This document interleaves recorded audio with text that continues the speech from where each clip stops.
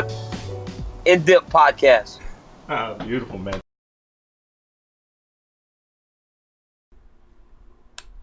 What is up, people? Welcome back to the Slip and Dip podcast, episode number 91, coming at you on a Sunday evening. I am Matthew Wells. Across from me, as always, Kendrick Johnson. We got a big show for you guys tonight. 3 fantastic guests. One person that's going to be ringside in the corner of one Errol Spence Jr. this coming Saturday. His head trainer, Mr. Derrick James, is on the show. And a couple of Dallas products as well. Coach Sayif Saud and Macy Chiasson. Big show heading your way. Man, feels good, man. Go on the show. Me and you Matt gonna be in his first big boxing fight week in Dallas. Vegas comes to Dallas. I'm pumped up like a kid because all these fools I see all over the country and like, yeah, where you from? Dallas. Oh, maybe I'll come there sometime. Now they gotta come here. I got hit up by people from New York, Atlanta, LA, Vegas. Everybody's coming to this fight. It's gonna be right here in our own backyard. We'll be sitting 3 rows back. Yeah, man, I'm excited about it because not only is my first boxing fight, like I've always wanted to cover boxing in Las Vegas, and I haven't done that yet because, you know, get that Vegas big boxing feel. I mean, this is bigger than Vegas, bro. This is Vegas to you. It's bigger than Vegas, man. It's a Jerry World. Come on, this is huge. This is gigantic. Like, would it really feel any different if this was in Vegas, do you think? The actual fight nights were kind of different because it's so big. It's a different feel because Vegas, it's quote unquote intimate. You're right, boom, on top of people. But for everything else it's feeling like Vegas already. Okay. Had parties last night and PBC people coming all the way tomorrow. Like when people start coming on Monday and not Wednesday or Thursday, you know what's up. And I will really know what's up Tuesday because if they have Radio Row, that's how you know it's a big fight because what they do is they bring in the Deontay's, the Charlo brothers, and the Keith Thurman and Sean Porters of the world, and they do all the interviews in the media room, and you get all this exclusive access to what's going on with all the PBC fighters and all that stuff. So it's a free for all. Yeah, that's going to be awesome. I'm looking forward to it, man. I'm going to be all around town this week, it seems like, looking at the schedule of events. So I'm excited about it, man. Speaking of Sean Porter, did y'all see that fight last night? Sean Porter. I had it 115, 113, and the last judge had it the same way. And still, it was I don't want to say it's a very sloppy fight. To me, it was a very technical fight that shouldn't have been technical. But at the end of the day, Sean did just enough. He caught him in the 11th round and wobbled him right before the bell. And in my card, that's what gave him the fight. But it was very close. It could have been a draw. Yeah, I don't know like where the technical side of things come in really because it didn't seem technical to me at all. It looked like just an ugly brawl. Like it wasn't a brawl though. When were they brawling?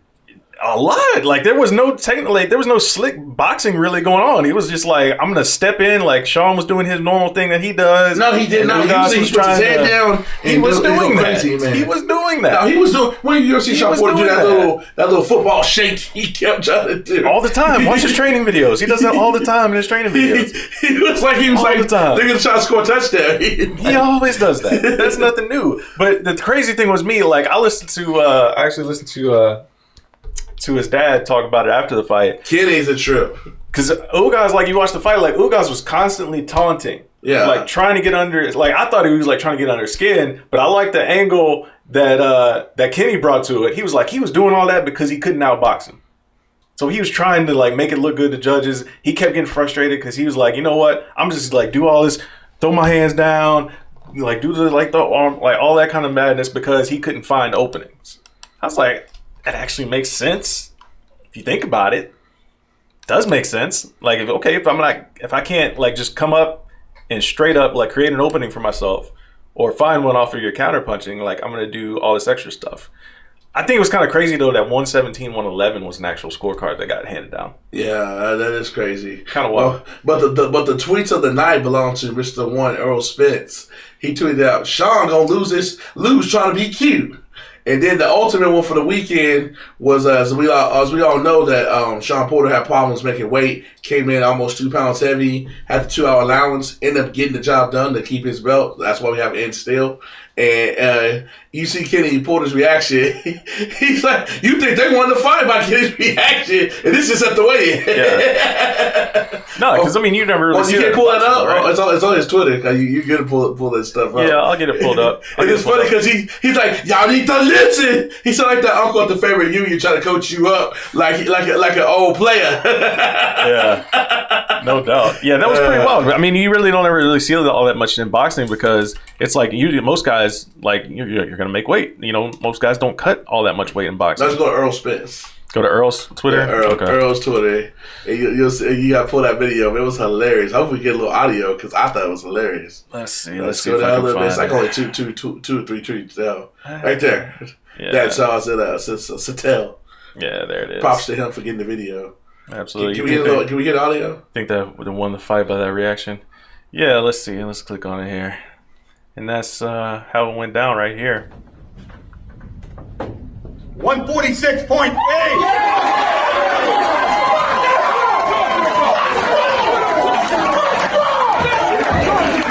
Champagne was popping, confetti all over the room. They just won the championship of the world. They just won the title right there. You need to listen. You need to listen. That was the funny part. That's the stuff. Pops and Sean, I texted last night after the fight. I woke up this morning. He had text. He said he definitely looking to get down with us in person. He might even come up to the studio. Hey, if we get that, yeah. I mean, we'll have our first in studio. We asked him about what was going through his head because he's the one butt ass naked on that scale. I'm not. I mean, hey, we see it all the time in the UFC. Ain't nothing new really to us, but it's definitely something different for them for sure in the boxing world.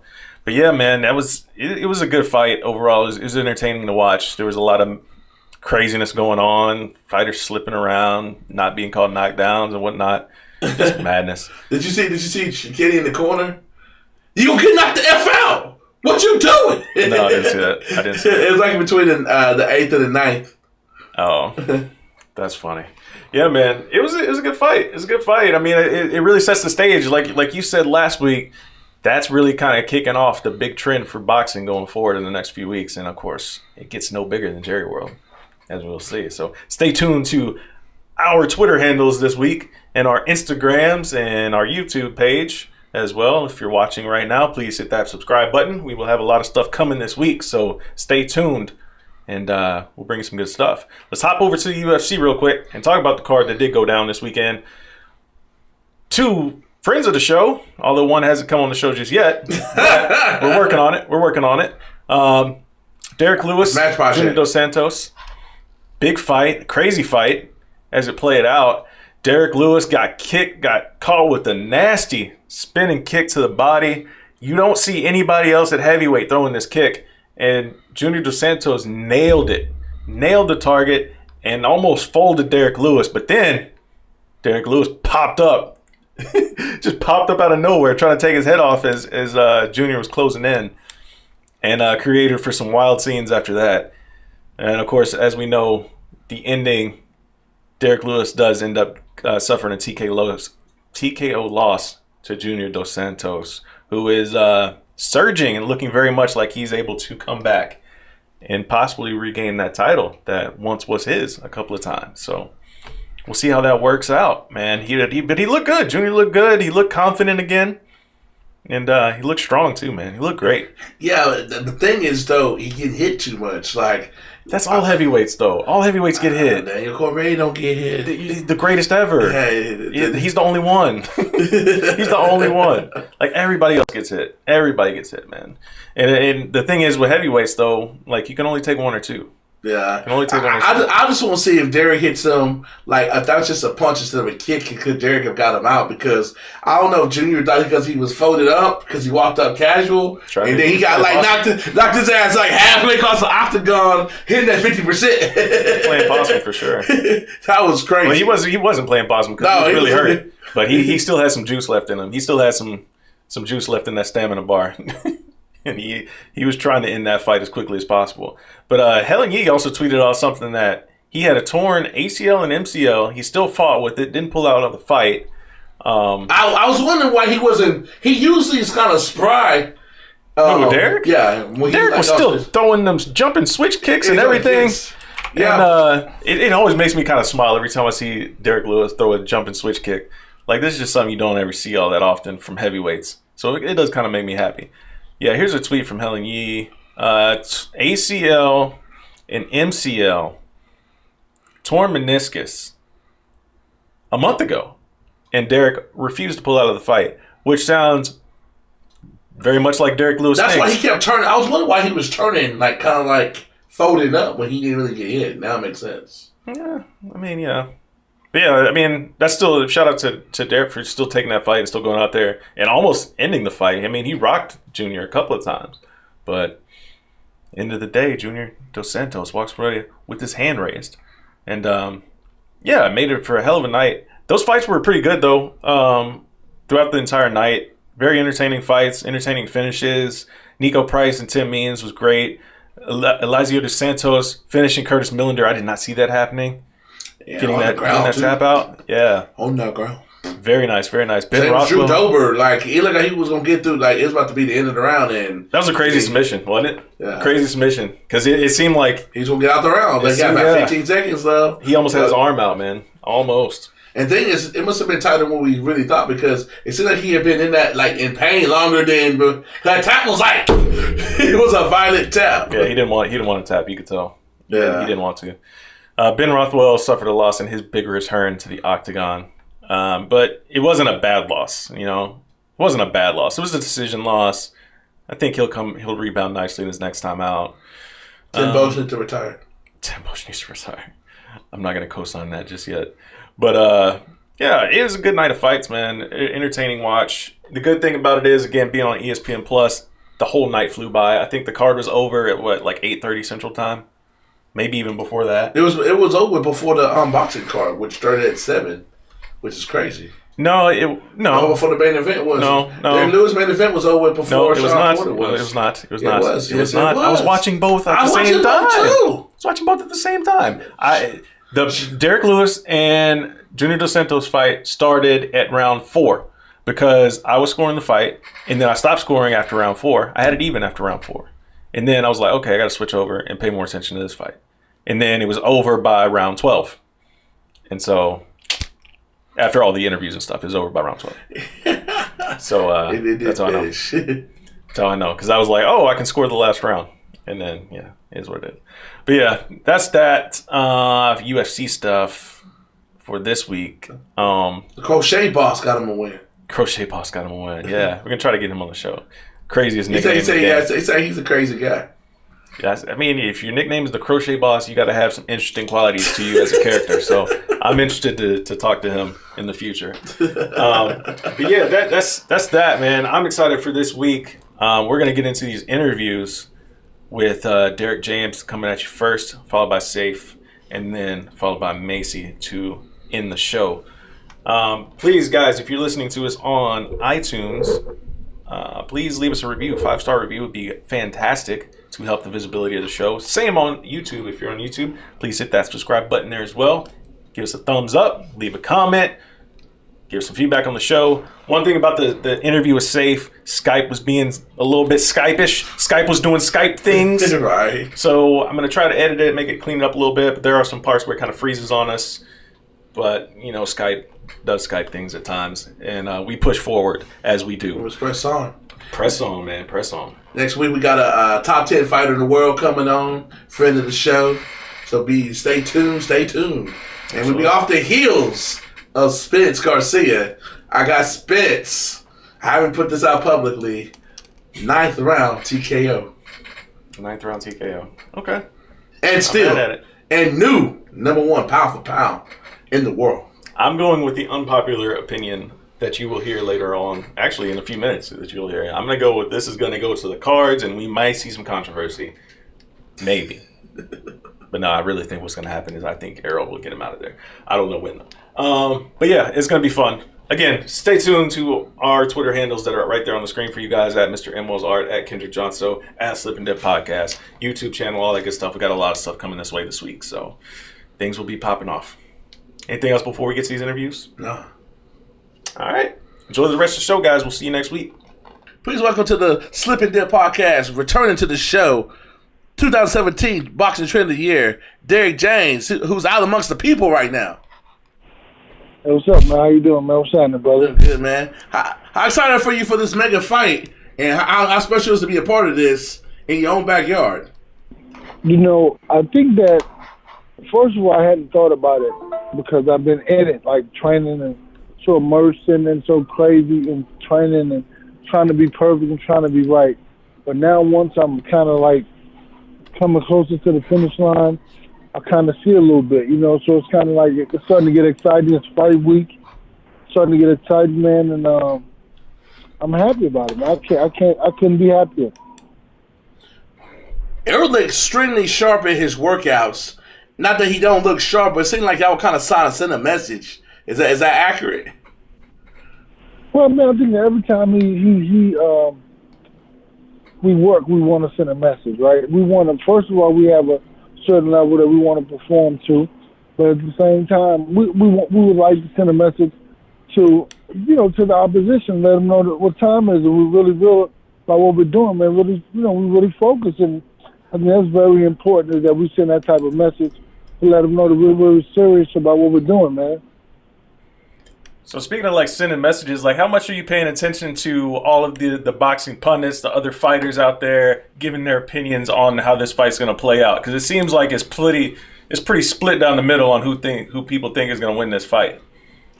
I haven't even really been watching it. I saw some with, like, you know, Fox had something on with Keith Thurman, and he basically said that he thought that, you know, Errol was going to win, or that, you know, and then Abner Maris really couldn't say anything because he's a stablemate.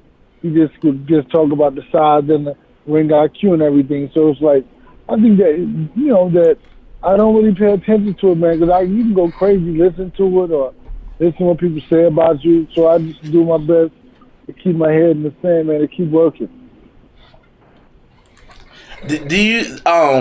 Do you think this like would be a crowning achievement for you and Earl, since y'all kind of been a team, and like when he started getting big, you start getting big? Or do you? I know you don't like none of the spotlight, but on a personal level, do you think this would be like y'all crowning achievement if y'all pull this off and he rises up to pound for pound, which y'all been saying for the last 3 or 4 years that he had that potential, and then it won't be no potential if he get that hand raised on Saturday night. It'd be a reality. I think that it would be not crowning, but I want a bigger step. Like it will put you on a larger, grander stage, I believe, because I think that we haven't made it to where we're going to go. So this will be one more step in that direction. I think the crowning jewel is when you look back at your career and see everything you accomplished. So I think that this is just one more step to that actual situation, opposed to sitting back and kind of like congratulating yourself. Now, we're not finished. We're not done. So there's nothing to look back. It's just one more step towards the final goal. All right. And we all know about the boxing politics that is PBC, Top Rank, Golden Boy. How does it feel to basically have to play that game and to come out on top? When y'all didn't want to, the politics chose y'all, but y'all played y'all perfect hand, and that hand might be all aces come Saturday night if everything goes y'all way. Well, you know, this is the thing about it. Mikey Garcia challenged Errol. That's one thing you got to say. He said it over and over again. He called it out. He even made the public start to believe that he could do it or that he really wanted it. So it wasn't so much about us talking about we want to fight him, or the politics didn't even come into play, because he actually wanted to fight. Like, he wanted that fight. So he got what he wanted. It was what he asked for. So I think it worked out in Mikey's hand, you know, better than anything, because we didn't have anybody on the rise, nobody to fight in particular. So it was like, hey, he called it out, he desired it, so his dream came true. Our desire came true about fighting the Cowboy Stadium. I think that his dream came true about getting the fight that he wanted. Yeah. Did you get an opportunity to watch the fight last night between Porter and Ugas? Man, I watched like 2 or 3 rounds and got up and left. Now I got started getting sleepy. Why was the fight just not interesting to you, or what? I think it was just like it's. What I mean, it wasn't really. I mean, I think that you look at when you see the fight Saturday, and you see how skilled and how technical these guys are, and you see those guys who just fought Saturday, you realize that they're really not on that level. And it's like, I mean, you know, I mean they can beat guys, but they're really not on that level to where they're going to contend with Errol, you know. Mm-hmm. And so that's why I was like, I mean, I kind of watched it. It was kind of bored. I was tired anyway. It was easy for me to leave and just go home, you know. Yeah, the reason I asked is because, you know, we had Sean on the show last week, and he was talking about how, you know, if everything goes right, he could see himself walking into that ring after the fight's over, not in a confrontational way against Errol, but kind of like saying, "Hey, I'm here. I'm next. Like, let's do it." Well, he can walk in the ring all he want to do that, but you know, hey man, it would be people may laugh at him. It's like this. The reason why they call out Errol is they want to check, right? They want to get Mikey getting a lot of money, like more. Like Mikey making more money, like 4 times, maybe more, 5 times, even more than that Sean made last night. So it's like, listen, if they getting paid, he is the cash cow. You know, he is the guy. He's going. If they want to get paid, high risk, he's the guy. So that's all I'm gonna say. If Sean want to check, he gonna call him out too. Yeah. So I hope he would be quiet after that performance last night. He didn't watch it, but he know what happened. No. I know the end result. I mean, I know he's never been a polished boxer. He's never been a boxer that I'm gonna watch and be like, oh my God, this guy's amazing to watch. So I mean, how could he change that? That's why I'm fighting the amateurs a little bit. I mean, so how could he change that? So I mean, you know. That's a good point. It's a good point. I mean, like kind of touching on what you were saying there about, you know, being that cash cow, like obviously we're talking about like the biggest arena for a boxing fight, like is about to go down. I mean, this has to elevate Errol like in his future career, right? Like, I mean, everything is just huge paydays from here on out. He gets his hand raised on Saturday, right? That's what it is, man. It's like from this point on, that's all it will be is a big payday. You know? So we look forward to, you know, I look forward to the fight. The money's going to be what it's going to be. We want that too, but we want, you know, I want him to look good, do what we want him to do. Have you thought about that moment, Derrick, when you hear, and still IBF champion at Cowboy Stadium? I know you're a Cowboy fan too. Have you thought about that? Or are you just so locked into the moment you don't let yourself think that far ahead? Why you didn't tip him out? Huh? Well, yeah, I know. I didn't get you. No, I'm really kind of like just locked into the deal, man. Yeah. It sounds like you might get called a referee back there at that store. No, I'm locked into the situation, man. I'm not so focused on the end point. I just know if I lose myself in that, we won't get to the end point. So I got to stay focused on the everyday aspect of it. How big a deal is it going to be the fact that you get to sleep in your own bed and all that stuff with the biggest fight of your career, his career, that's in the backyard? Does that really make a bigger difference, or a fight is a fight regardless of where it takes place at? No, I'm staying in the hotel, man. I'm not staying at home. I'm staying in the hotel. Okay. Yeah, I'm not. I mean, I think I'll get home the next day faster without the airplane, but you know, other than that, no, I'm staying in the hotel. Okay. Is it that's important to you to like kind of, you know, detach yourself, like I guess to you and Earl to kind of, I mean, is Earl also staying in a hotel too? I don't know. He might want to stay at home. He's probably looking for that familiarity, but I'm staying in the hotel. Okay. I hear that. Now, yeah. What was I going to ask? I just forgot my question. I just forgot it. It'll come back to me in a second. Is that it? Thank you. Same thing, yeah. Yeah, no, but I think that with everything happening, man, it's going to be, I just thought about it like yesterday, how crazy it's going to be, how super it's going to be. But at the same time, you got to think about how focused I have to be, how much better I have to be than I was the day before, any other opportunity. So I have to go out there, man, and just be my best Derrick James. You know what I mean? Yeah. The question came back to me. I remember now. I was going to ask you, what was or was there a particular fight that you looked at in Mikey's past, like when you're studying, like that you took the most from, like in preparation for this fight? I think that I watched the similarities in possibly the Robert Easter fight, right? The similarities in the fact that he fought the Russian kid that was left-handed, so that's similar.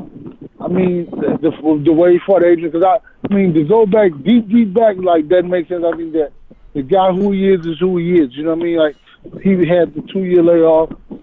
You know, maybe Mikey changed a little bit. Maybe he got a little smarter. I hope he gets a little wiser. So I think that he may be a little different fighter.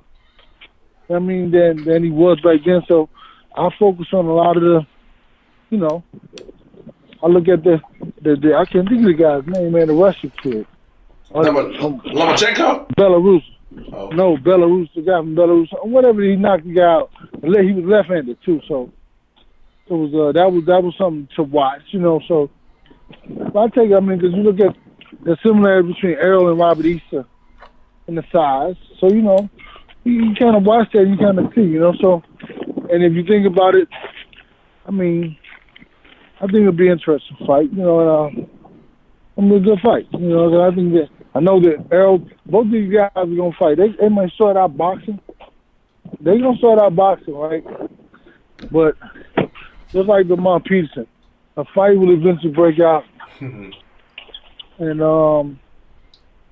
hey man, it's all about who got the biggest guns, baby. Hey, listen, the biggest guns and the best protection. So if he didn't have, if he didn't have that good protection, man, it's gonna be, you know, like one thing Errol said was that he said that you can do all the weightlifting, the strength, this, all this stuff, but they'd never have the punch better. So I mean, I think that. So when people talk about boxing, it's like we talk about Errol fighting. You know, we know it's not a one-sided fight. Mikey's gonna be punching back, so it's not like that. But at the same time, Errol's gonna be punching back also. So they have to realize he's gonna be punching back. How big a deal do you think size will matter in this fight when it's all said and done? I mean, we don't. Size has to matter, right? But at the same time, it's gonna come into play in some way. We don't want that to be the only factor they could just point at and say, "Oh man, well, shit, he would have beat him if he was his size. He would have." No, we want it to be skill set, which it'll come out because it's gonna have to come out. There's no other way it cannot come out with a guy who's gonna be, you know, he's gonna come in, he's gonna be thinking, you know, and he's gonna be, you know, he's a jabber. So I like his style. I mean, I like the Mikey's a boxer. When I first met him, because I'd never really seen him fight before, I saw him fight Adrian Broner, and I told him, man, I like the way he kept using his jab throughout the whole fight. You know what I mean? So, you know, but, you know, so I like him as a fighter. You know what I mean? I can't say I don't, because that would be a lie. I don't like a lot of boxers, but I like Mikey Garcia, and I think it's going to be a good fight up until, you know, to a point. So what's your prediction, man? How does it end? How do y'all get that hand raised? Well, I'll say this. I won't say that Errol Spence is going to knock him out, because I won't say that. But what I'll say is that I can't imagine anybody going 12 rounds with Errol Spence. I just can't. I mean, with the pace, with the power, with the constant body punches, I cannot imagine anybody going 12 rounds with him. And so, I mean, I can't call it. I mean, you know, you got to see how he's going to be able to take those shots over in the arms and the shoulder and the elbows and this. I mean, you know, I don't know if he. I mean, you know, we'll see. I mean, because he's been the one dishing out a lot of heat, even in his fights or whatever. He's been the one who's been, you know, Adrian really hasn't they hit him in those last 2 rounds. They was on his ass, both of them. Robert East and Adrian were, doing pretty good, but they're not Errol Spence. So I don't know. So what I'm saying, had they started fighting earlier, it would have been what Robert did, but he just couldn't. It was a little different. But if Adrian would have started fighting earlier, we can see how different the fight would have been. I think it would have been a different fight. So and Adrian is not Errol Spence Jr. No, you're not. True. Are you? Is there any concern whatsoever, like if this goes to the cards and it's a close fight, that we could be heading for a draw to get that rematch? Well, I just said, listen to what I'm saying. I can't imagine no. This is not like this. I know how hard he punches. I really do know. So I can't imagine anybody going 12 rounds with him. So I'm not thinking about the cards. I'm not thinking about the draw or the this. I'm not thinking about it because I can't imagine. He would have to show me that this is possible. If the biggest, strongest, most physical fighter that he ever fought against couldn't take it for 12 rounds. Yeah. So I gotta imagine anything other than that. And listen, like I said, if he goes 10, 11, 12 rounds with you, I could ask him at the end of the fight, what's broke on you? If something's going to be broken. And Kell Brook got his rib broke, got his face, his orbital bone, and his cheekbone broke. So my question would be for Mikey. If you're able to go that many rounds, because everybody said Errol can't move in the ring. He's slow feet. He's so this, he's that, he's this. His hands are so this, it just shows like everybody is a, super analyst. They know what they're talking about. They know what they're looking at. They can tell you what he can and can't do. And he told you, I only do it when I have to do it. But you tell me he can't move his head. Okay. He just, okay, well then okay. That's all I got to say. So if that rare thing happens where it does go 12, what you're saying is Mikey's going to look like a meat grinder. Man, I'm going to say that this. See, I'm not, listen, for me to have this, answer the question would be to imagine this guy could do it. I mean, could go that, man, I got you. Listen. I got you. The more and more you get hit, the more and more it breaks you down and breaks you down and breaks you down. The ribs or this or that, or this or that.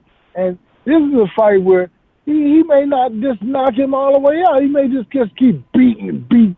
I mean, listen, you shouldn't have did it. You should let him know, listen, next time you think about this, doing this, with Keith Thurman sitting up like I saw him say, okay, you don't see what we're talking about. This is a guy, Keith Thurman said, they train and get knockouts. We don't train to get knockouts. We just throw the punches that get knockouts. We don't train to get knockouts. But, he already knows that this, hey, I heard him in an interview, they train to get knockouts. We said, they're not going to play with you. You find a dude that's not going to play with you. So we'll see, man. Fair enough. That's Minnesota. March 16th. Get it on pay-per-view. If you're not going to be one of the 40+ thousand people there, AT&T Stadium, Earl Spence, Mikey Garcia, IBF welterweight champion, and what people are not talking about outside the boxing world, the number one pound-for-pound guy will be determined. We'll know who's that guy to take over Floyd Mayweather's throne that he left vacant for the last 2 years. Yeah, man. And don't shoot us down. We're going to get more than 40,000 people in the stadium. and also they're fighting for the WBC diamond belt. Yeah. I think it's beautiful. WBC. So we want to get some of that too. I didn't know that because I know Sean the WBC champ. Huh? I said I know Sean's the WBC champ. All right. Yeah. Right. That's right. That lets you know who they really want to be their champ. Okay. Listen to me. Hey, that's so true. WBC diamond, but like, where'd that come from? Yeah, that's what I was thinking myself. Where'd that come from? I didn't want to say it out loud. They just pulled it. They just pulled it out of somewhere. But hey, we want some of that. No doubt, man. No doubt. Hey, is Jerry gonna want to keep that belt there at the stadium? No. Have you talked to him about that? No, we ain't talking about that. Jerry ain't throwing one punch. Hey, only way Jerry keep that particular belt if he throws some punches, you know. But he's not throwing one. He's not throwing one punch. He's not keeping anything. You said y'all already gave him that jacket. That's enough for Jerry, huh? Well, you know, man. Listen, man, it's gonna be beautiful, man. They got a great marketing machine. Of course. It's gonna be great, man. We're not gonna. Jerry's gonna do his thing, and we're gonna do our thing. It's gonna be a beautiful fight, beautiful night of boxing, and it's gonna be a historical night in Dallas that a kid from Dallas comes home to sign, man. I mean, you know, it's gonna be amazing, man. But I'm, like I said, that's so far away because I still have 7 more days to that date. So, you know, 7 more days to keep focusing, 7 more days to make this adjustment, that adjustment, do whatever. So, you know, it's like, hey, man, we're almost there. Absolutely. Hey, I heard it here first. If you want to put your money down, you know who to put it on. You got some inside info from one of the best trainers in the world of all combat sports, combined boxing and MMA, Mr. Derrick James. Thanks for coming on as always, brother. Appreciate that. You know what? It'll be a battle of the minds also. So, like, this will basically kind of determine the best trainer in the world at the same time.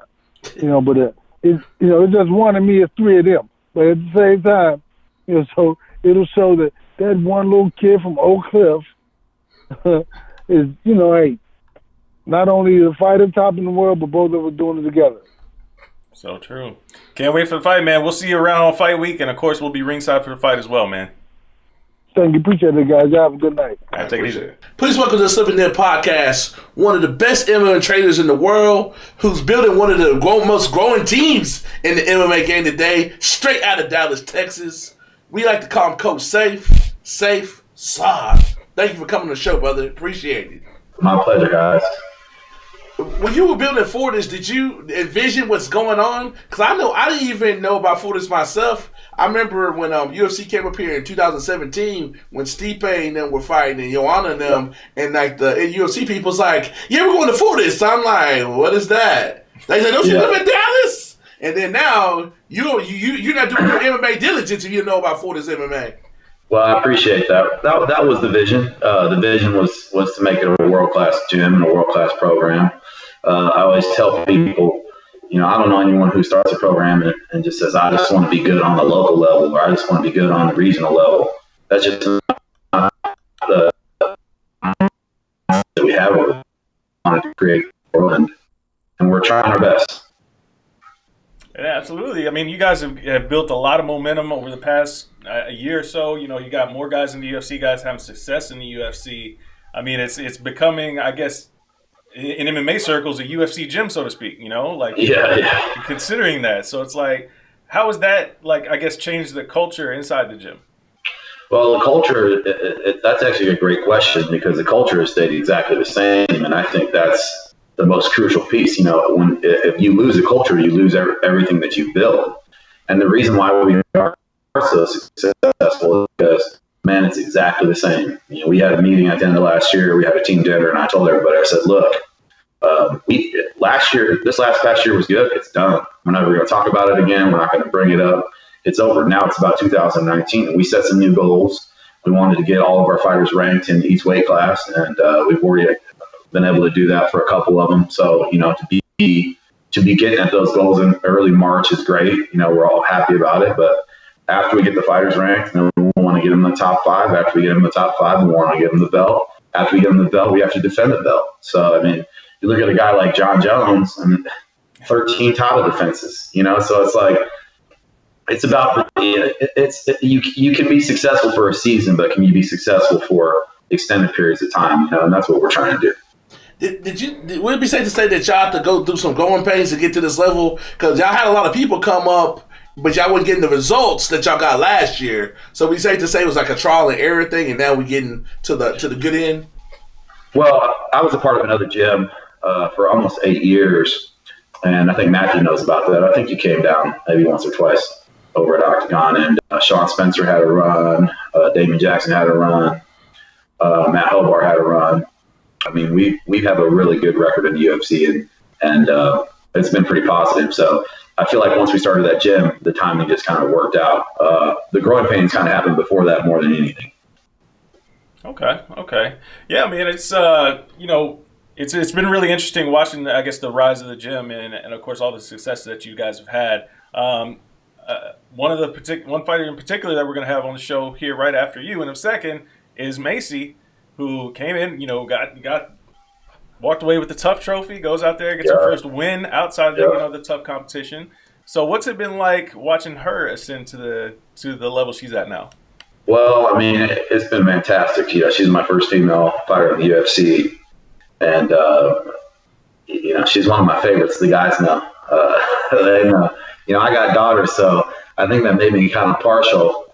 And when I first met her, she was 2-0. We were trying to get her in the house, and we were able to do that. And I told her, I said, look, there's just something about her. She's got that star quality. Come back. We're going to get ready for the show. We're going to win the show, and we'll go from there. And, she called me right when she was able to get her phone, and she said, Coach, I did it. And I was like, oh, my girl. I was so proud of her because I couldn't talk to her for those 6 weeks. I didn't know what was going on, but I had a positive feeling. She came back, moved her whole life to Dallas. I mean, left her family, left everybody that she knew. She grew up in New Orleans and got an apartment, and we went right to work. I mean, that girl's all about work. She's all about business, and that's what I love about her.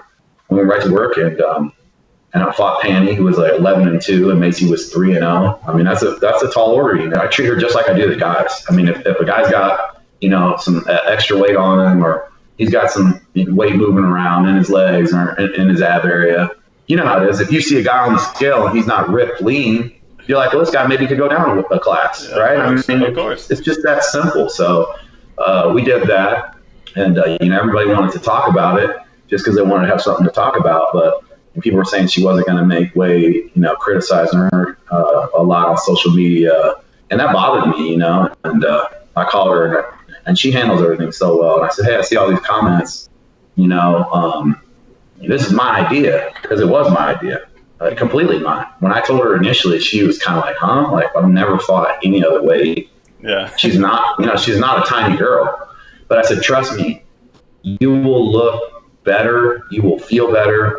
I said, I think this is the right weight class for you. So not only did she smash and make, 35.8, she was just smiling and happy as can be, and Maynard saw her there. He goes, man, she looks great. He said, she's like, I feel better now than I did ever. Her weight cut was maybe better at 35 than it was 45, just because she had just tightened everything up. And then she goes out there and gets the first round finish and knocks that girl out. But you don't really see that, with women at 35. I mean, it happens, but not that often. She put her down in the first round. So we're really excited about her. I'm really high on her. She does everything I ask of. And what can you say? That's all a coach wants. I know you like to be out like you, as we say in the streets. You like to lay low in the cut and kind of be in the shadows. How's your profile changed? Do people come stop you and stuff? Because I remember my first UFC fight. I went to UFC 71, and I did this thing with Faraz Azabi, and I just knew him as GSP trainer because GSP wasn't on that card. And ever since then, it's like we've been cool with that. He's like, man, that's how I knew this sport's getting. I got a random black guy from Dallas that recognizes me. Have you had any moments like that? Yeah, I've had some moments like that, but I mean, here's what I always tell people: nobody cares about the coach. I fought, I did all that, I had my time. I was a cocky young guy, striding around, peacocking around. It's all about me. Fortunate enough to train at Jackson's. I had Greg Jackson in my corner and Rashad Evans and so many great guys. I mean, it's part of such a great era, and I feel blessed. Train with GSP, train with all the greats. This ain't that ain't my time. I'm the coach. My job is to pull people up. My job is to make people's dreams come true and push them to their potential. And try to show them, the things they should do, and the things that they shouldn't do, the things that are going to take them where they want to go, and the things that are going to take them where they don't want to go. So that's really how I look at it. And for me, whenever a coach is really loud or boastful or talks a lot, man, there's something about that just doesn't sit well with me. And I just feel like they maybe haven't really fully matured. A lot of times those guys never fought, so they feel a little bit weird maybe. They don't, I don't know how they connect with a fighter. For me, I went through each of those stages, and I feel real blessed to do that because I know exactly what it feels like to make that walk. I know exactly what it feels like to wonder, to doubt, to think, staying up late at night like, oh, man, how's this going to go down? Is this game plan going to work? Is it not? And I think that resonates with my guys because when I'm yelling at them, they know that I went through that. They know that I had, Rashad Evans and them guys, Keith Jardine, them old school guys beating up on me and was part of a great team and had a great coach. So I think that just kind of changed the dynamic of things for me.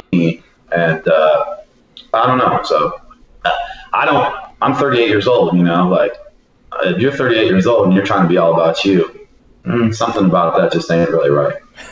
Hey, I'm 81 too, Sayif. 81. I'm 80. I got you. I lived it. Yeah, man. Yeah, that's one thing in particular Jeff Neal was telling me about. Like, he's like, you guys like have that special connection. Like, you guys like really feel each other on that coach like trainer level where it's like, like he really doesn't like. There's a lot of things that like go unspoken between you guys. For sure. It's like you guys can just kind of like look at each other like, yeah, That's know right. what you're thinking. Like That's that's a really cool like type of connection. Like me personally, when I was an athlete, like doing stuff like that's the kind of coach like I like to have. For like, sure. And I think I didn't want that guy yelling at me like that all the time. I think that's how I took the things that I valued the most in my coaches and the experiences that I had. And that's what I draw from, right? And, I tell the guys, I love you guys. I respect every one of them. Anyone that goes in there and makes that walk and puts themselves in that vulnerable state where you basically stand in your boxer shorts and a mouthpiece for the whole world to watch you. You know what I mean? Yeah. Look, when you make a mistake on the football field, you got a helmet on. And I love football. It's one of my favorite sports. But you got a helmet on, you got a team. You know what I mean? You could go sit on – man, when you get knocked out – when you're that vulnerable in front of the whole world, laying there on the canvas, I don't have to. That's the draw of fighting. That's why people watch it, right? Because there's so much on the line. And I mean, people are putting so much on the line there. So there's just no fakeness with us. I mean, and I think that that's how I talk to the guys, man. I'm just real with them, and I tell them, hey, this is how it is, man. Nobody cares, You got to go in there. You got to perform. You got to dominate. If you want to rise to the top in this sport, you just got to do it with your actions because you're only as good as your last fight in this game. And that's just the way society is now. You know what I mean? That's how we all are, right? We're going to get done with this interview. We're going to get on our phones. We're going to be looking at something else. We're going to be reading something else. It's just the nature of where we are in 2019. So it's nobody's fault. But we need to understand the game that we're playing, right? And I feel like that I need to give them the tools to be successful in that game. And I need to be honest with them with what the rules and the parameters of that game are. I don't want to lie to them. So I feel like that has been a real successful way to communicate with them. And I'm not going to change it. Yeah, your communication skills, I definitely noticed even between corners, it's right there in the league. That's why I knew y'all were from Dallas, but I'm like, man, I texted man like, man, I didn't know your name. I said, what's the coach for Dallas? He be keeping it real because people don't know. They always say, like, you play basketball, you play football. You don't play MMA. You don't play boxing. No, you don't. No, you don't. You're right. You're right. And, as far as cornering goes, I take that really seriously. I have a certain preparation that I do for every event. I do a certain thing. I sleep a certain amount of time. I eat a certain amount of things. And I really prepare myself because my mind needs to be very sharp and agile. And, I got to see something, that they might not see, and that might save them for all that hard work, everything that they put in. I want to see them succeed, And Jeff's fight, we call that zero hero on that head kick. That's what really made Jeff kind of blow up, right? I mean, we practiced that over and over again. And, for us to hit that, at home in American Airlines Center in front of all of our people in Dallas, that's something we'll never forget. So you train for those moments, right? That's that perfect pass, that's that moment that you train for. So when you can connect on those moments, it's important. And that's why I take cornering very seriously. And I always express whatever I need to express. If I need to get real animated, I'll get real animated. If I need to be very calm, I'll be very calm. And that's my job. Here's a two-part question, Sayif. Why is it very antiquated in MMA to call combos out? They don't do that in boxing. And then two, how come when you have a fight, when you, not necessarily it's happened to y'all fighters, but in general, like the Nunes and Raquel Pennington, we know the fighter has no shot of winning. Why don't people just go on and throw the towel in MMA? They don't do that. They fight to the death. It's like something crazy has to happen for people to get the message.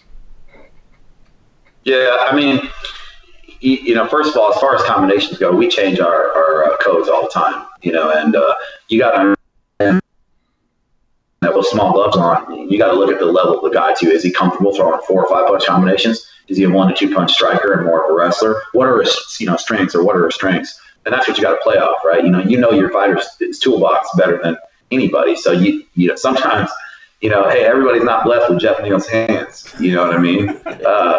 Not everybody got that laser left. So maybe a guy's got a good jab and you got to work off of that. Maybe he's not that fast. So that's the thing about the combinations. There's so many other factors involved that you've got to account for everything. As far as the second part of the question, I'm not opposed to throwing in the towel. I've almost done it one time, a long time ago in a legacy fight. I didn't do it, but I told that fighter, I don't ever want you to fight again. And they never did. And I've said that to a few of my fighters over the years. I said, hey, look, you've got knocked out too many times. It's over. And I will not be a part of your destruction for whatever it is. The number one asset we all have is right here. And I say that all the time in the gym. This is your number one asset.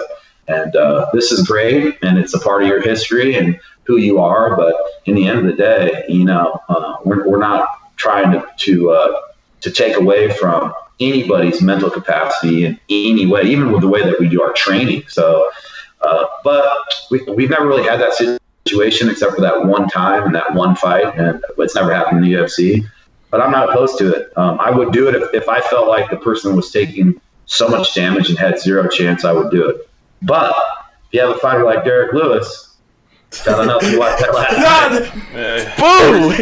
Every single time Derrick Lewis throws a punch, it's kind of like watching a Tyson fight. I was telling somebody, people talk about Derrick, and I love Derrick. He's a sweet guy. I don't train him, but I know him. He's a Texas boy.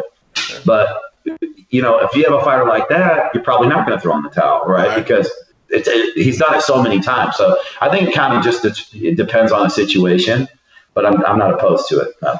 That was crazy. He was like at 50%, and we know how big Junior is, and he backed him up like halfway across the octagon at 50%. Leaned over. He's a big boy. Yeah, just out of curiosity, like the fighter, I mean, you don't have to name him, obviously, but like the one that you said you don't want him to fight again, like how quickly did you have that conversation with him? Was it like that same night? I had it with him that week. Oh, okay. I said I need to chat. I gave him a week, and I said I need to chat with you. The following Monday, and he came in and I sat him down and I said, look, you've got knocked out in your last few fights. And once that button goes, it's over. And we've seen that over and over again. We saw it with Chuck. And I mean, it's just painful for everybody. I mean, there's nothing about that that's entertaining even, like everybody's sitting there with kind of a feeling of shame and guilt. Everyone's just sitting there watching it like, okay, like that's just not even being a good human being. Right. So, once that button is touched too many times, and you go out from nothing. You could go out from a jab or whatever. So the person is at such a huge disadvantage in there. That's just not something I want to be a part of. Yeah. I don't think Cody's there yet. Cody just makes listen. He just makes mistakes with that. Cody is not. Cody is a great kid. I know Cody well. I chatted with him after his fight.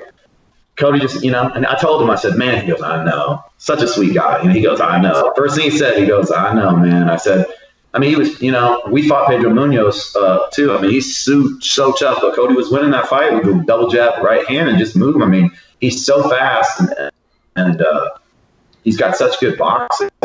But he got emotional. And that's the same thing that makes you love a guy, though.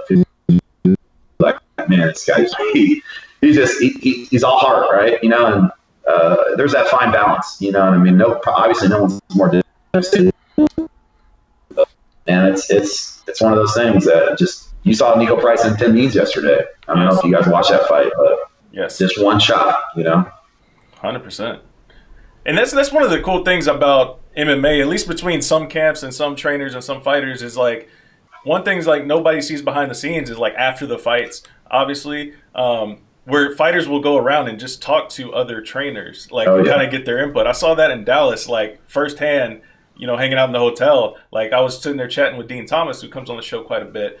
And he's the man. Dean is the man. Dean is the man. Smart guy. Great literally dude. every fighter on the card came up to him, and Dean like gave him his perspective, and everybody was taking it to like Nico was one in particular. Nico, who got knocked out that night, came up to him. I will say, I went up to Nico and I said, "You sure you want to fight Razak again?" You know, I mean, I'm not going to leave that at that. We all know what Razak is going through something, and I'm not going to comment on it. Hopefully, it gets resolved. Yes. I think it's an injustice, and there's a lot of facts that nobody knows about, and you know, it's disgusting how people just jump on a bandwagon. You guys know Razak. I think he's been on the show. Yeah. He's probably one of the sweetest guys I've ever met in my whole life. I've known him for 10 years. Super nice guy. Super nice guy. Judo done that. Beyond a super nice guy. One of the best people I've ever met, you know, and that's a terrible thing. And we're not going to go into the details, but I said, you called out. I told him, I said, "You sure you want to fight Razak?"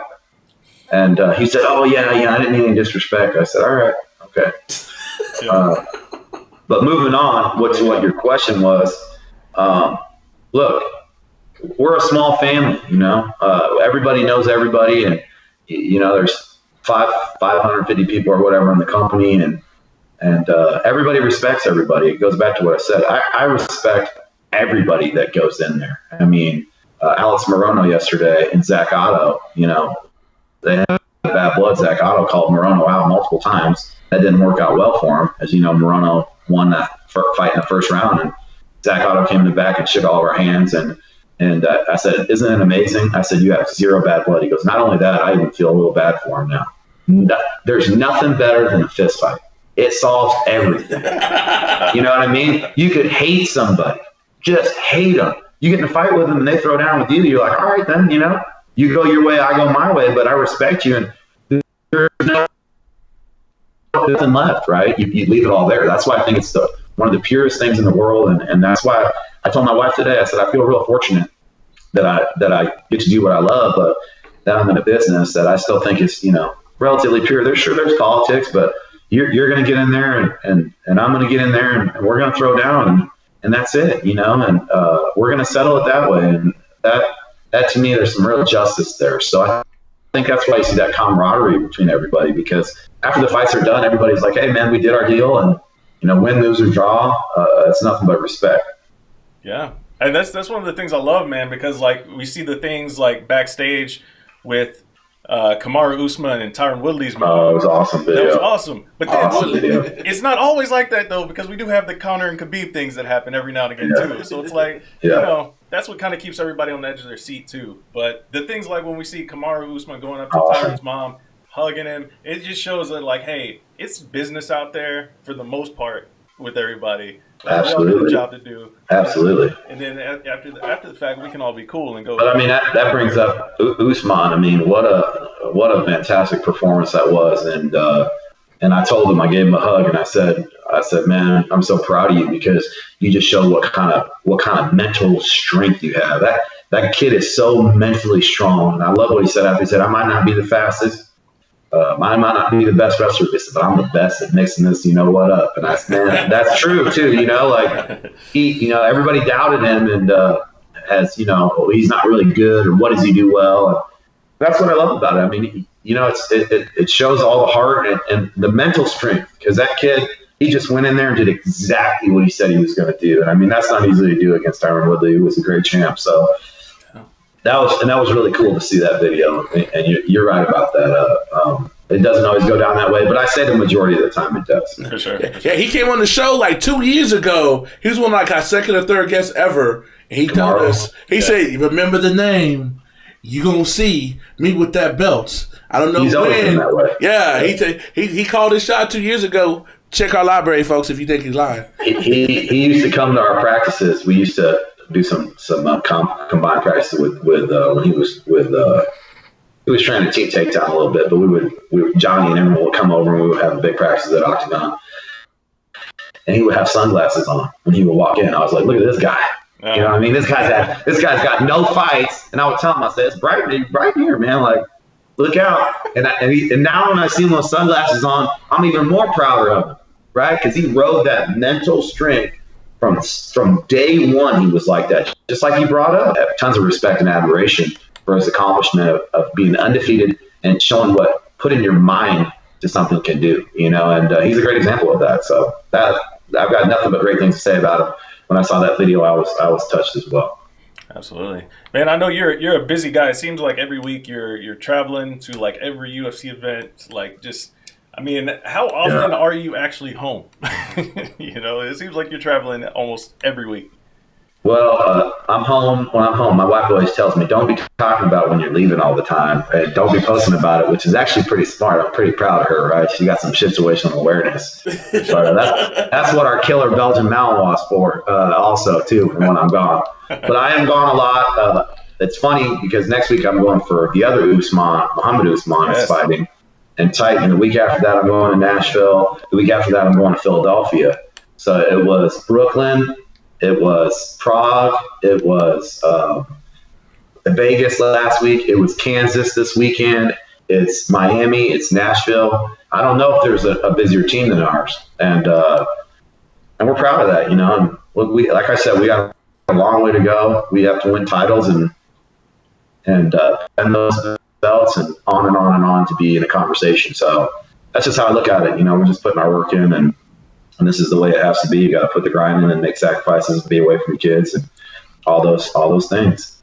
If you could script things, when would be like the perfect time you think to get a title? Of course, you want one tomorrow, but when you think just realistically, you think that Carlos Diego Ferreira is on a 4-fight win streak. He beat Rustam Habilov, which was the guy was on a 6-fight win streak. Jeff obviously is a contender. Macy, I think, is a contender. Ryan Spann is fighting Little Nog in May 11th in Rio. Ryan Spann, Alonzo Minifield, guys, unbelievable. We can go on and on. We have so many guys and girls that are tough. And look, the ideal time is whenever it happens. Right. You got to earn that stuff. Just like anything in life, you just got to earn it. And we just got to put our head down and just keep on working. And we have a long way to go. And I think winning the belt is an absolutely unbelievable accomplishment. But then you got to defend it, and it's just not easy. As you guys know the sport well. None of it's easy. But I think it's a good question because, too soon, are you ready for it? Are you prepared with all the things that come with it and on and on? You don't want that for an athlete. So sometimes the long road is the good road, I think, in life because you learn a lot and you appreciate it more and you're ready for it too. So we'll see, but I would take the belt next week. Absolutely. Well, we're definitely paying attention, of course, as more people in the MMA space should be. Fortis MMA is on the rise, man. Coach, thanks for coming on the show, man. We do appreciate it. We're looking forward to just seeing continued success from you in the gym, man. Well, you guys are my Dallas guys, man. So anytime you want to roll down, and why aren't we doing any training? That's our next show should be you guys doing some training. I'm not that. People would watch that. Hey. I'll wait till we get off. Oh, okay. No, people will watch that. So I think you guys need to come down, do a little bit of. We'll get you with Jeff and you just do a little defense, a little offense. That would be fun. I'm with it. Yeah, I got some training years under my belt, so I know. There you go. I could last at least a minute with Jeff, I think. Don't. Are you going on record with that? 1 minute, 16-ounce gloves. Hold on, 16-ounce gloves. 1 minute. We'll set the timer, right? And we'll film it. Yikes. I would say yikes too myself. Yeah. No, I could. I don't know. No, I could maybe 10 seconds. If you're talking about you unleashing him on me like that, then yeah, I don't know. No, I'm just playing with you. But no, for real, you guys ever need anything, happy to help my D-Town guys out. So good chatting with you guys. Absolutely. Thank you. All right. Take care, guys. Please welcome to the Slip and Dip podcast, making her Slip and Dip debut, the winner of the Ultimate Fighter 28, Miss Macy Chiasson. How's it going? Coming off your first UFC dub. It's good, man. We had a really good camp. We had an awesome fight week, and of course, we had an amazing fight. So it feels good to be able to reflect back on last week and just appreciate everything that's come our way thus far. It's cool to sit back and look at that highlight of you throwing that 8-piece combination and just letting it follow, and your girl Gina just going out like a light. Yeah. All my friends from New Orleans, because I'm originally from New Orleans, they were all talking about a Popeyes 12-piece, so it was really funny just to hear that from a New Orleans perspective. Because I wouldn't sit there and reflect on something like that, just out of respect for someone else. But it was just funny hearing my New Orleanian friends talk about Popeyes. So, right, no doubt. How's it cool to come from this time last year, wanting to be a UFC fighter, to being ranked already in less than a year time, and people not trying to call your name out either? I mean, there's as far as the 145 division goes, I think people are still salty about that. So I hear a little bit of like eavesdropping and name dropping there. But man, it's been such a crazy year for me, from doing the Tough House. I mean, just really the last 6 months, Tough House, and then, winning the show, debuting, having an awesome debut, and then being ranked. I'm basically everything that I've listed down as far as goals go. We've just been scratching them off the list. So I'm just really excited for what this year has to bring for us.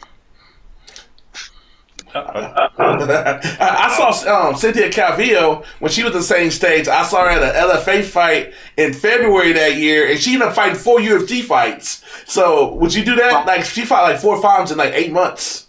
Dang, that's awesome.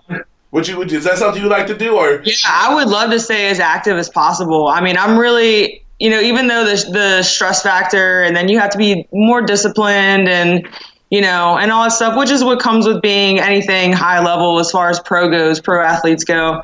But I really enjoy fighting back to back. It helps me make sure that I'm at my highest peak, and I'm in the best shape that I'm supposed to be in. So I really like fighting back to back and being in that mental state all the time. Absolutely. So we were, like I said before we came on, we just wrapped up with Coach Sayif, and he was telling us a little bit about your story and like your journey of making that decision to pack your bags and move to Dallas. Like, how did you know that was the right decision to make for your career? Man, just visiting the gym, I knew there was something missing with training. I mean, the gym that I was at in New Orleans, which I still train with when I go back home, amazing gym. I just knew there was just a small part that was missing, and it was just, training with higher level athletes, which is hard for smaller town places. Like New Orleans is still growing in MMA, and even though Mid-City is an amazing gym, it's just not there yet. It's just not grown there yet. And Dallas is just thriving in the martial arts world. There's just a lot of opportunities out here for fighters, and people respect fighters the way they should be respected, here in Dallas. And I mean, just my first experience at Fortis, I just knew it was a special place. Just talking to Sayif and just, basically having a same level-headed conversation with him and mindset with him. I just knew, like, when he talked to me, he was going to bring me places. So that's awesome. Yeah. Yeah, and he was talking, like, he basically, like, kind of treats you like as one of, like, his daughters, like. Yeah, I can feel that, and I can also sense that from all the guys at the gym, like doing tough rounds, and he's, like, letting me beat them up, and he's telling all the guys, you better not hurt her, and I'm like, man, one of these days, these guys are just gonna lay it on me. But, yeah, he's definitely got a soft spot for girls. He's got 2 daughters, and he's definitely got that coach and dad vibe going on, but he means well all the time. So that's awesome. Yeah. You just confirmed literally everything he just said. So yeah, that sounds about right. Stories are lining up. That's good. Must mean they're true. Right. Exactly. Do you think that people don't realize how athletic you are? It's like the secret. It's like, the secret, but they don't, and they kind of fight you a certain way, and it's like, oh, really? Boom, boom, boom, boom. Because it seems like people fight you, if they knew what they knew about you after the fight, they wouldn't fight you the way they did. Yeah, for sure. I mean, I think people kind of overlook my athleticism. I mean, I played sports growing up my whole life. I just didn't play anything in college, and I actually started fighting in college. But I think that's where, my athleticism really helps me out, is when someone's trying to take a fight a certain place, we're able to adapt, to something different. We're able to overcome and adapt to any situation that's kind of thrown to us. And I think that's just having a small part of athleticism in your game. It definitely takes you a long way. Hey, since you're from New Orleans, I assume you're a Saints fan. Who that? Yeah, I'm a very big Saints fan. My parents are extremely big Saints fans. They've had season tickets for like 10 years now. Yeah, and I went to one Saints game with them, and I was like, I'm never going back. They're just they're crazy. Are they salty still?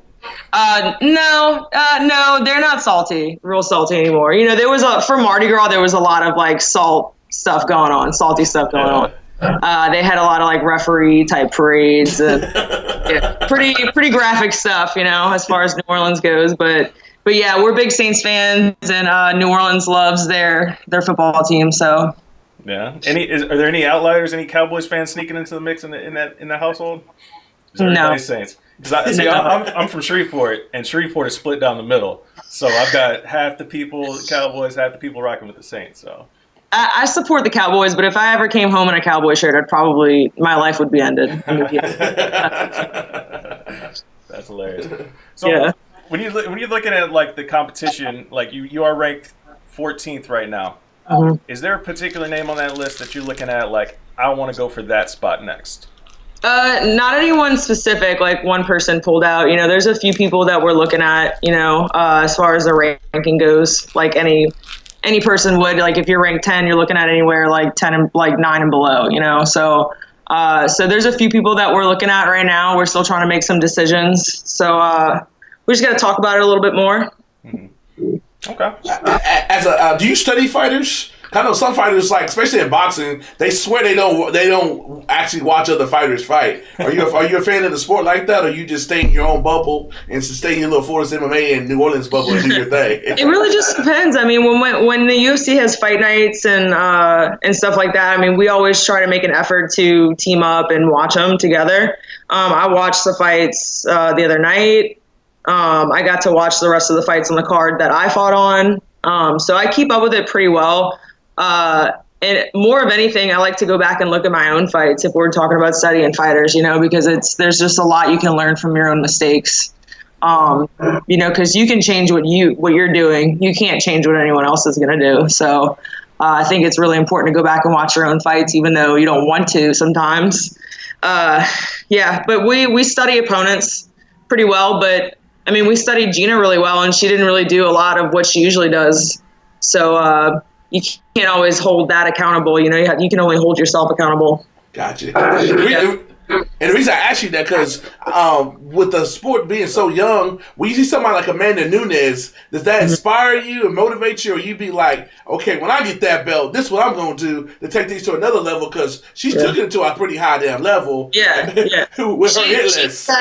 She set the bar real high, and which the belt holder should. I mean, that's something you have to look at. That like, okay, I got to work this much harder, to eventually overcome, that and be 10 times better than that, so that is a motivation for sure, looking up to those belt holders. Absolutely. One thing about, you making the change in the weight and everything like that, once because I watched you after the fight, you said that you felt stronger, like all of your workouts have gotten better, like everything is just like better at that weight. Does part of that like make you kind of regret not doing it earlier? Dropping a 35? Yeah. I just never imagined, I mean, I never, like, I grew up in New Orleans, and New Orleans has got that good food. So even if like you're eating healthy, or if you're drinking water in New Orleans, like New Orleans probably has Tony's in their water. It probably has some kind of high sodium content. But no, I mean, I just never really imagined myself getting that low. I guess I just wasn't pushing myself beyond those limits, and that's the thing about Fortis. As soon as I walked through the doors at Fortis, I just knew like they were going to take me somewhere, just because the way everyone pushes each other, it's just at a different level. I never imagined pushing myself to those limits, and I know that we can push so much more. Now knowing that 35 is easy, I have a good regimen. So no, I never imagined that until moving to Dallas. And there's not a lot of like distractions here, like it's very professional living here in Dallas, and I know I'm always holding myself accountable. So otherwise in New Orleans, I have friends calling me like, hey, what are you doing? Let's go out. Let's do this. I don't have those distractions here. So. Yeah, that is true. Like, it seems like when I talk to, friends from like down south, like in Houston, like they always seem to think like there's always all this stuff going on. Like there is a lot you can do in Dallas, but I kind of like echo what you're saying. Like it does have a more business feel to it, like, professional feel. Like everybody's like caught up in their careers and everything. And, hey, there's a concert this weekend, right? We may go, but it's not like it's crazy, Like New Orleans feels like it's always a party down there. It really is always a party because look at the culture of New Orleans. Like there's a lot of times I wouldn't even see my family, and my family lived like 5 minutes away from me. I wouldn't go over there because every weekend they would have like some sort of get together, and it would be like either like crawfish boil, like they're boiling 50 pounds of crawfish. I mean, there's just like food everywhere, there's pies, and that's the culture of New Orleans, is to drink and eat. Of course. So if you're not doing that, then people are like, what is wrong with you? So it actually really is hard to be an athlete in New Orleans. Yeah, that's what makes it tough. I would imagine. I mean, I would think it's definitely a lot easier on your career going forward to be away from all that.